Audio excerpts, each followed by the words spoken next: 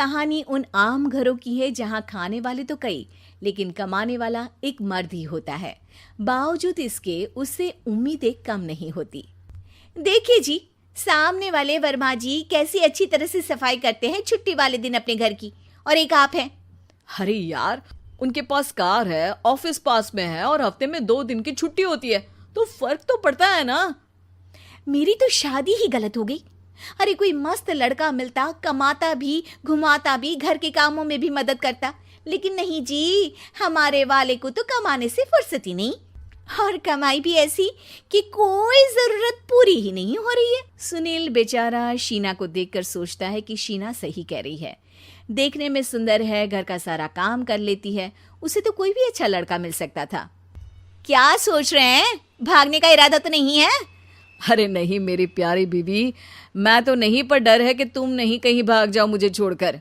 शीला सुनील के मुंह से प्यार भरी बात सुनकर मुस्कुराती है। आप भी ना। सुनील एक दिन ऑफिस से घर आता है कि तभी शीना कहती है, सुनिए जी, वो मेरी सहेली आई थी, सारा दिन वो लोग यहीं थे, अब जा रही थी तो मैंने कहा नहीं नहीं, मेरे पति छोड़ आएंगे ना तुम्हें, तो रोक लिया मैंने। सुनील थोड़ी देर कुछ सोचता है, फिर कहता है, ठीक है, मैं कपड़े चेंज करके आता हूँ। अरे तेरे पति को तो लग रहा है कि अच्छा नहीं लगा। अरे नहीं नहीं, ऐसी कोई बात नहीं है, रुको मैं अभी उन्हें घर के कपड़े देकर आती हूँ। शीना अंदर जाती है जहां सुनील पलंग पर लेटा होता है।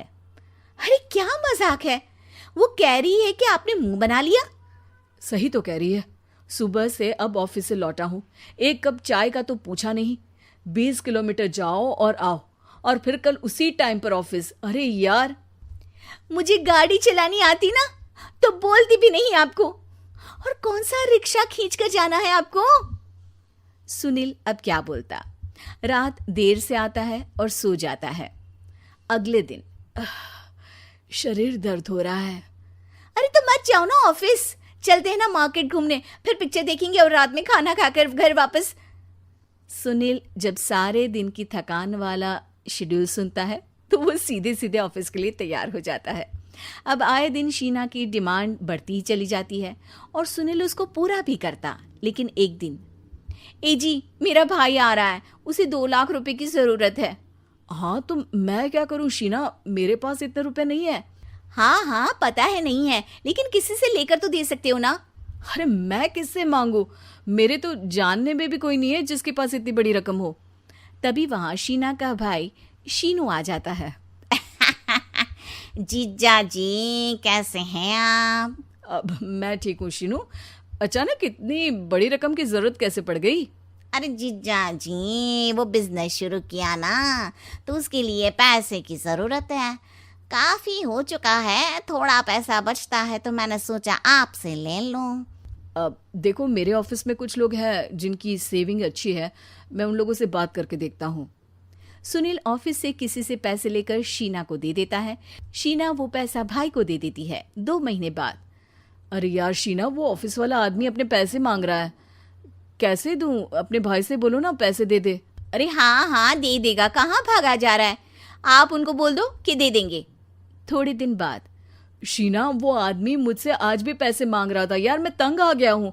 ऑफिस जाते ही सामने उसका चेहरा दिखता है, क्या बोलूं, बार बार पैसे मांगता है। अच्छा मैं शीनू को फ़ोन लगाती हूँ, बात करके देखती हूँ। शीना भाई को फ़ोन करती है लेकिन वो फ़ोन उठाता ही नहीं। लगता है भाई कहीं ऐसी जगह है जहाँ नेटवर्क की समस्या होगी। सुनील अगले दिन दोपहर को ही घर आ जाता है। उसका चेहरा उतरा और परेशान सा होता है। वो रोने लगता है। अरे क्या हुआ जी, आप इतना परेशान क्यों हैं? सब ठीक तो है ना? अरे नहीं शीना, कुछ ठीक नहीं है, मैं ठीक नहीं हूँ। तुम्हारे भाई के लिए मैंने जो पैसे लिए थे, उस आदमी ने आज भरे ऑफिस में सबके सामने मेरी बेइज्जती कर दी। सबके सामने आज मैं कर्जदार बनकर खड़ा था। मैंने हर वो प्रयास किया घर चलाने के लिए जो मैं कर सकता था, लेकिन अब नहीं होगा। वो फिर रोने लगता है। अरे आप तो औरतों की तरह रो रहे हैं, मर्द हैं आप। क्यों, आदमी के सीने में दिल नहीं होता, या फिर वो इंसान नहीं, मशीन होता है? अरे मैं थक चुका हूँ शीना, तुम समझती क्यों नहीं? मैं भी शारीरिक और मानसिक रूप से थकता हूँ, मैं भी आराम करना चाहता हूँ, सुकून चाहता हूँ। मैं अब कुछ नहीं कर सकता। कुछ नहीं। वो बैठ जाता है। शीना पति को हैरान परेशान देखकर चुप हो जाती है। अगले दिन, सुनिए, ये लीजिए 2 लाख रुपये, उस आदमी को दे दीजिए और बोल दीजिए कि आज के बाद किसी को पैसे के लिए बेइज्जत ना करे। सुनील पैसे देखकर राहत की सांस लेता है। अरे शीना, तुमने तो मेरा बहुत बड़ा काम कर दिया। अब मैं शान से ऑफिस जा सकता हूँ। लेकिन ये पैसे आए कहाँ से? ये पैसे मैंने अपने गहनों को गिरवी रख कर लिया है। तुम ठीक रहो, निश्चिंत रहो, मैं बस यही चाहती हूँ। मुझे माफ़ करना, पर अब मैं समझ चुकी हूँ कि मर्द को भी दर्द होता है।